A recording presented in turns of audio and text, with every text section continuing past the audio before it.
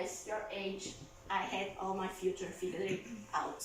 I wanted to be a crazy scientist. I thought I would be a crazy scientist, making compounds and testing in animals to cure lots of different diseases, and I will be a genius with several Nobel Prizes.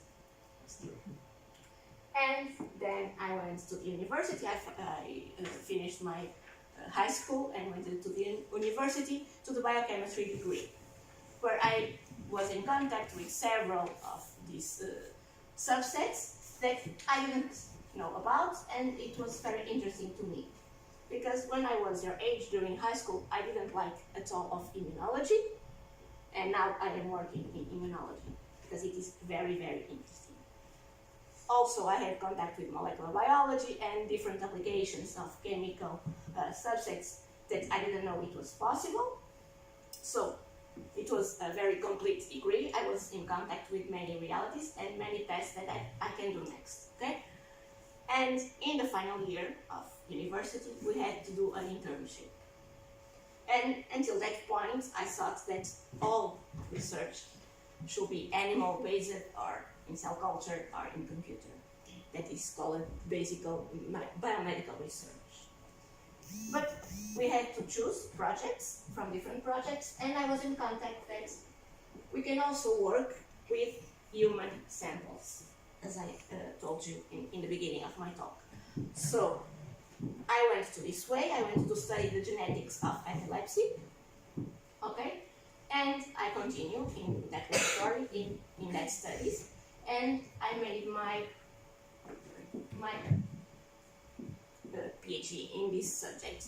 And this translational biomedical research, it is called sometimes from the bedside, from the hospital to the bench, laboratory, and back, because this is the aim of this subject is to study patients, to find the differences between the disease and the normality, the healthy persons, and in that way we can find a cure, a better treatments.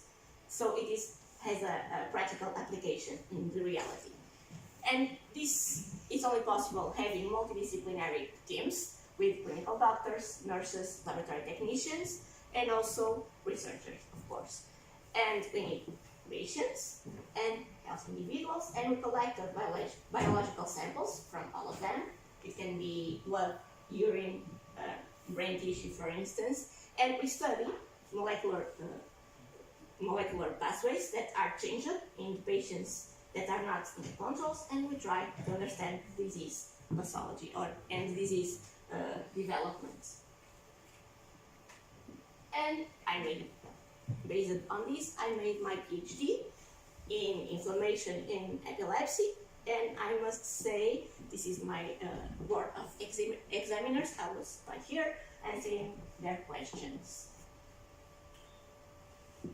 And I must say, it was one of the most frightened moments of my life, but it was also the proudest so far, because I made it possible. It was my goal since the beginning, since I was your age, because I know that to be a crazy scientist, I have to have a PhD, so it was finally done, and I was very happy, as you can see in this picture, and it was really a good feeling in that day.